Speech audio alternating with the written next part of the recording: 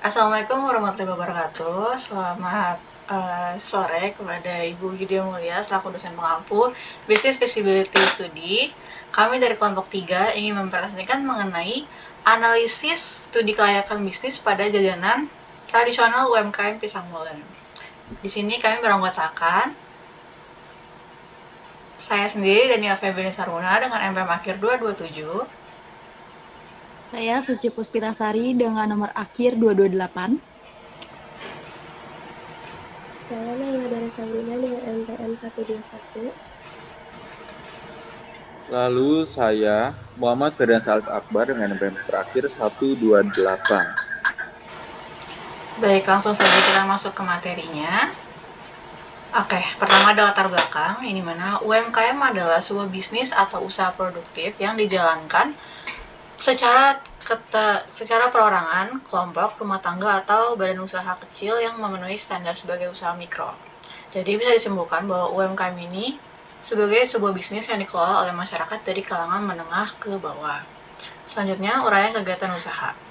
Kegiatan usaha pada UMKM Pisang Molen dimulai dari pembelian bahan baku utama berupa pisang kepok atau pisang raja yang diperoleh dari pemasok lokal secara rutin untuk menjaga kesegaran dan ketersediaan bahan. Pelaku usaha pisang molen melakukan pengadaan bahan baku seperti pisang, tepung, dan minyak goreng. Selanjutnya, pembuat adonan kulit molen, penggulungan pisang dengan adonan, serta penggorengan menggunakan minyak dengan suhu terkontrol agar menghasilkan tekstur renyah dan rasa yang konsisten. Kemudian mengolahnya menjadi produk siap jual melalui proses produksi yang sistematis. Next. Selanjutnya, potensi permintaan. Potensi permintaan ini mencerminkan peluang besar bagi UMKM Pisang Molen untuk mengembangkan pasar lokal maupun luar daerah, terutama jika pelaku usaha dapat memanfaatkan data konsumen dan pola permintaan yang ada melalui 5 pendekatan, yaitu pemasaran digital, diversifikasi produk, penetapan harga strategis sesuai dengan preferensi segmen pasar, serta peningkatan distribusi melalui kanal online. Dengan perkembangan pasar makanan ringan yang kuat dan preferensi konsumen yang terus berubah, UMKM Pisang Molen berpeluang meningkatkan volume penjualan dan memperluas basis konsumen. Selanjutnya, analisis permintaan efektif. Peningkatan jumlah penduduk pada tahun 2020, jumlah penduduk Kota Bogor tercatat sekitar 1.043.009 jiwa pada tahun 2024. Populasi meningkat menjadi sekitar 1.078.351 jiwa. Berarti terjadi peningkatan jumlah penduduk dalam kurun waktu 4 tahun. Sementara itu, pengeluaran per kapita per bulan yang mencerminkan daya beli masyarakat juga mengalami peningkatan. Kenaikan ini menunjukkan adanya pertumbuhan daya beli masyarakat Kota Bogor selama periode 2020 hingga 2024. Oke, selanjutnya ada segmentasi. Segmentasi demografi berdasarkan kriteria seperti usia dari 16 sampai 35 tahun. Konsumen pelanggan bisa pelajar, pekerja muda yang mendominasi pembeli jajanan, jenis kelaminnya bisa perempuan dan juga laki-laki.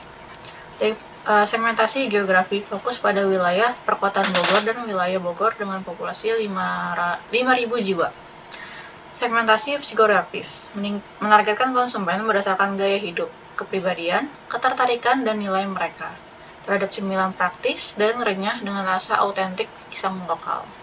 Target pasarnya terutama mencakup konsumen lokal di wilayah urban dan semi-urban Indonesia yang mencari camilan murah, enak, dan praktis. Segmen ini mencakup keluarga, pelajar, dan juga pekerja. Selanjutnya, positioning pasar.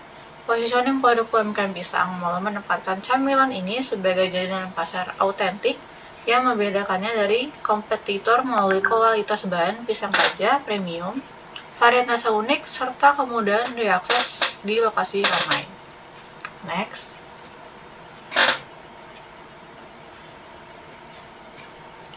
Baik, selanjutnya ada program bauran pemasaran. Yang pertama ada produk. Dengan produk utama Pisang Molen renyah berbahan pisang kepok lokal, varian rasa original, coklat, keju sesuai tren kekinian. Kemudian yang kedua ada harga atau price. Harga ditetapkan kompetitif dari 5.000 sampai dengan 15.000 dengan penyesuaian inflasi bahan baku 10% tahunan. Yang ketiga ada tempat atau place. Meliputi gerobak pinggir jalan dekat dengan kampus dan pemukiman warga. Selanjutnya ada promosi atau promotion, memanfaatkan mulut ke mulut dan pelayan ramah dan tester gratis. Adapun analisis SWOT-nya, pertama di kekuatan atau strength, seperti rasa autentik pisang lokal yang renyah, biaya produksi rendah, dan bahan baku pisang murah dan melimpah di Bogor. Proses produksi sederhana tanpa mesin, mahal, serta loyalitas pelanggan, lokal, dan penjualan harian. Kelemahannya atau weakness, mencakup skala produksi terbatas UMKM dengan kapasitas 200 piece per harinya tanpa ekspansi, ketergantungan cuaca pada pasokan pisang segar, minim branding digital, dan distribusi masih menggunakan gerobak tradisional tanpa e-commerce. Selanjutnya ada peluang atau opportunities, meliputi pertumbuhan pasar snacks nasional tahun dengan konsumsi per kapita, dukungan pemerintah via program UMKM Go Digital 2026, dan tren makanan sehat varian pisang molen rendah gula. Terakhir ada ancaman atau threats, berupa persaingan ketat dari kompetitor lain dengan fluktuasi harga naik 15% musiman. Regulasi PIRT atau PIRT ketat untuk makanan olahan dan pergeseran preferensi ke snack impor kemasan. Selanjutnya akan dijelaskan oleh rekan saya. Oke, selanjutnya ada lokasi usaha. Lokasi yang dipilih berada di koridor jalan sekitar kampus, misalnya kawasan Cihelet atau Tegalega, yang merupakan pusat aktivitas kuliner dan kos-kosan. Secara teknis, lokasi ini sangat strategis karena memiliki kepadatan lalu lintas pejalan kaki yang tinggi pada jam berangkat dan pulang kuliah. Selanjutnya ada fasilitas produksi dan teknologi. Fasilitas produksi dirancang menggunakan teknologi tepat guna yang efisien untuk skala UMKM, namun tetap memenuhi standar higienitas.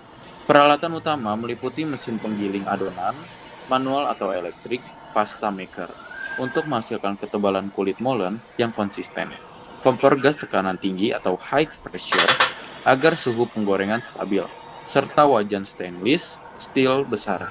Selain itu, tersedia fasilitas pendukung seperti meja kerja berlapis aluminium, wadah penyimpanan bahan baku kedap udara, dan termometer minyak untuk menjaga kualitas produk agar tidak terlalu berminyak atau oily. Next. Selanjutnya ada proses produksi. Yang pertama ada pengadaan dan seleksi bahan baku, yang kedua ada pembuatan adonan kulit molen, yang ketiga ada penggilingan dan pembuatan adonan, yang keempat ada pelilitan pisang, yang kelima ada proses penggorengan, yang keenam ada penirisan dan penyajian, yang terakhir ada pengendalian kualitas. Next.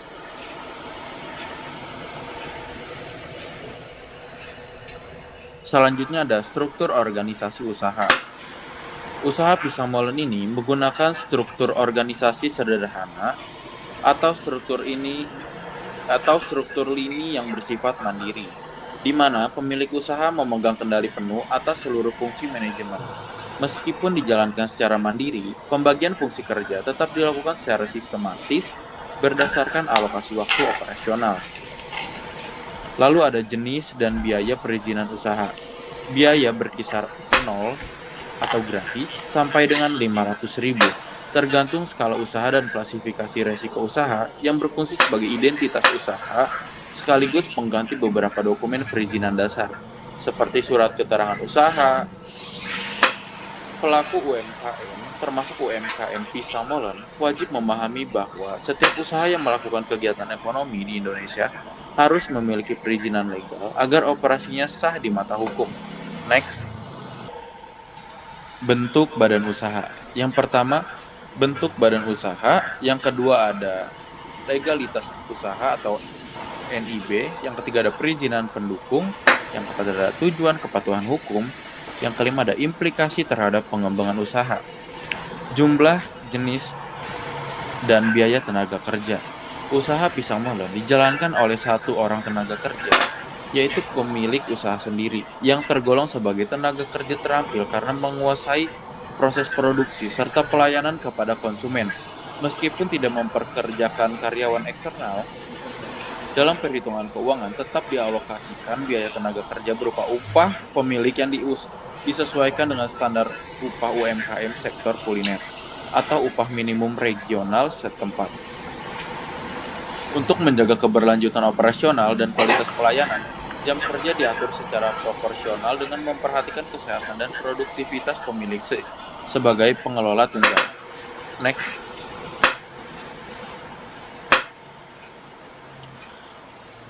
Selanjutnya ada asumsi penyusunan proyeksi. Yang pertama, usaha beroperasi selama 300 hari kerja per tahun. Yang kedua ada harga jual rata-rata sebesar Rp5.000 sampai dengan Rp15.000 per bungkus. Yang ketiga ada pertumbuhan permintaan diasumsikan sejalan dengan tren pasar snack dan analisis permintaan efektif Kota Bogor. Yang keempat ada biaya produksi meningkat seiring pertumbuhan volume produksi. Yang kelima, tingkat diskonto yang digunakan dalam analisis investasi mencerminkan resiko UMKM sektor kuliner. Selanjutnya akan dijelaskan oleh partner saya. Selanjutnya ada komponen biaya investasi. Berdasarkan penelitian tabel tersebut, secara keseluruhan, komponen biaya investasi secara anggaran implementasi dengan total investasi awal yang dibutuhkan oleh perusahaan wisatawan sebesar 7 juta. Dengan memanfaatkan modal sendiri sebagai sumber utama dari pinjaman koperasi sebagai pendukung, usaha diharapkan mampu beroperasi secara efisien, berkelanjutan, serta memiliki risiko keuangan yang terkendali. Selanjutnya ada komponen biaya produksi. Komponen biaya produksi terdiri dari biaya operasional selama 3 tahun. Biaya utamanya meliputi biaya produksi, upah pemilih, listrik, telepon, dan air, serta pemeliharaan alat. Pada proyeksi penjualan UMKM Pisang Jalan memperoleh penjualan sebesar 145 juta pada tahun pertama dan meningkat sebesar 8% pada tahun kedua dan ketiga. Peningkatan pendapatan ini mampu mengimbangi kenaikan biaya operasional sehingga usaha dapat berjalan secara berkelanjutan. Selanjutnya ada anggaran operasional, membayar angsuran dan bunga dengan perhitungan angsuran per tahun. Pinjaman koperasi sebesar 25% dari total kebutuhan investasi atau sebesar Rp1.750.000 harus lunas dengan ketentuan punya bunga sebesar 10% per tahun dan masa jatuh tempo 2 tahun. Yaitu cara menghitungnya, angsurannya Rp1.750.000 dibagi 2 tahun. Hasilnya jadi Rp875.000 per tahun. Jadi biaya operasi dan pemeliharaan menjamin kelancaran dan kualitas produksi. UMKM memiliki kewajiban pembayaran tunjangan yang dilakukan secara bertahap dengan angsuran total sebesar Rp875.000 dibayarkan pada tahun pertama dan kedua, disertai pembayaran bunga yang menurun. Perencanaan anggaran operasional yang baik akan mendukung stabilitas arus kas dan meningkatkan kelayakan usaha UMKM Pisang Jalan dalam jangka panjang.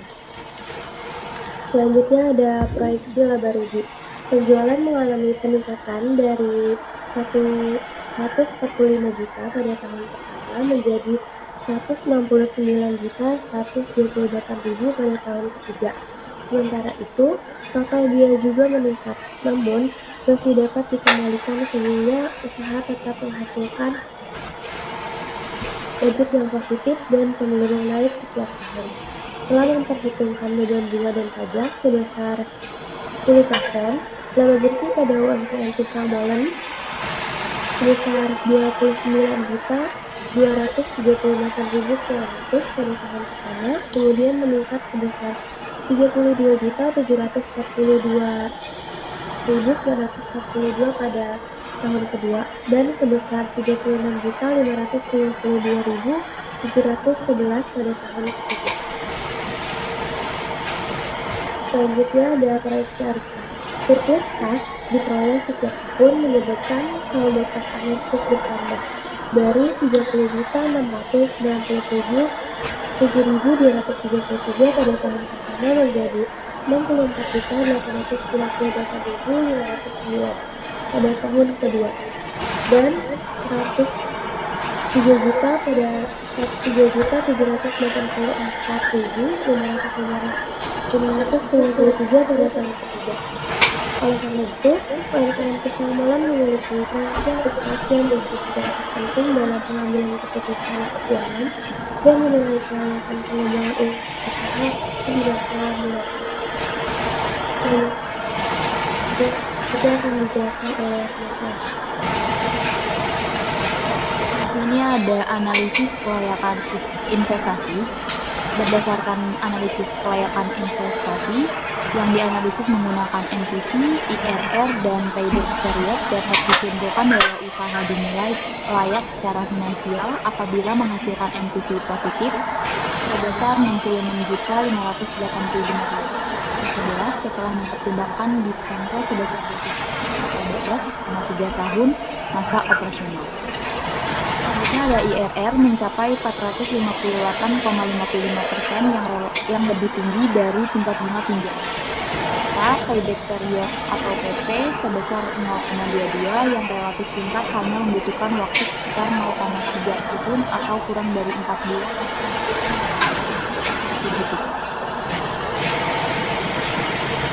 Sini ada proyeksi neraca memberikan gambaran menyeluruh mengenai stabilitas dan struktur keuangan usaha, aset yang meningkat, kewajiban yang terkendali, serta ekuitas yang bertumbuh mencerminkan kondisi keuangan yang sehat dan berkelanjutan.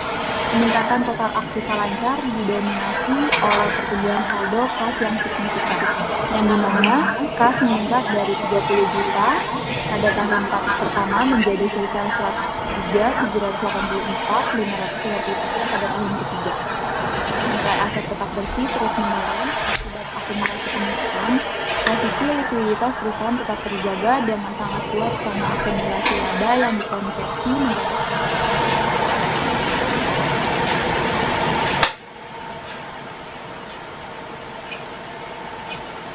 Selanjutnya ada analisis sensitivitas. Secara keseluruhan, analisis sensitivitas menunjukkan tingkat kelayakan dan ketahanan usaha terhadap risiko perubahan kondisi usaha, meskipun dilakukan simulasi kenaikan biaya produksi hingga 65% serta kenaikan biaya operasional lainnya seperti upah pemilik. Suatu usaha dinilai masih layak apabila pada skenario perubahan variabel utama menghasilkan nilai NPV tetap berada pada angka positif yang signifikan, yaitu sebesar 51.060.816 perak. Indikator IRR pun tetap bertahan pada angka 363,23% dalam kondisi biaya naik di atas tingkat bunga pinjaman. Sementara jangka waktu pengembalian modal atau payback period yang relatif singkat dan dapat diterima. Selanjutnya ada dampak ekonomi kegiatan usaha dari UMKM Pisang Molen adalah meningkatnya perputaran ekonomi lokal. Kegiatan usaha ini menggunakan bahan baku yang sebagian besar diperoleh dari pasar lokal seperti pisang, tepung, dan minyak goreng. Hal tersebut mendorong terjadinya transaksi ekonomi berkelanjutan antara pelaku UMKM dengan pedagang dan pemasok lokal.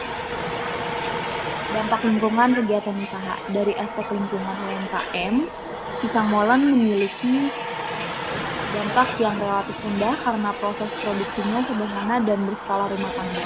Limbah yang dihasilkan sebagian besar berupa limbah organik yang mudah terurai serta limbah non-organik dalam jumlah terbatas. Dengan pengelolaan limbah yang tepat dan penerapan praktik produksi, dampak lingkungan usaha ini dapat dikendalikan dan tetap sejalan dengan prinsip pembangunan. Kesimpulan, berdasarkan hasil analisis tadi kelayakan yang mencakup aspek pasar, permintaan efektif, dan perilaku konsumen, UMKM Pisang Molen dinyatakan layak untuk dikembangkan. Data konsumsi per kapita dan proyeksi permintaan menunjukkan tren peningkatan yang konsisten didorong oleh pertumbuhan penduduk, peningkatan daya beli, serta tingginya pengeluaran masyarakat pada makanan dan minuman ringan. Produk Pisang Molen memiliki permintaan yang stabil dalam kategori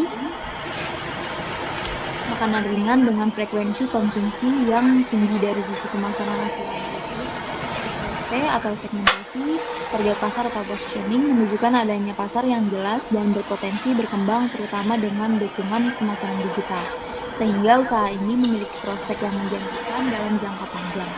Caranya, penguatan strategi pemasaran digital pelaku UMKM perlu meningkatkan kehadiran dalam platform digital seperti media sosial dan layanan pesan antar makanan.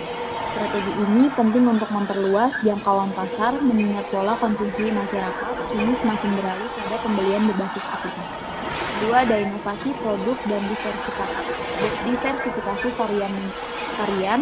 Mengingat pasar makanan ringan sangat kompetitif, pelaku usaha disarankan mengembangkan varian rasa baru, harga dan paket bundling untuk meningkatkan daya tarik konsumen dan memaksimalkan potensial penjualan. Baik, mungkin cukup sekian dari untuk presentasi kami dari kelompok 3. Kurang lebihnya mohon maaf. Terima kasih juga untuk Bu Yudi yang mulia dan teman-teman sekalian sudah menonton video ini. Terima kasih. Wassalamualaikum warahmatullahi wabarakatuh.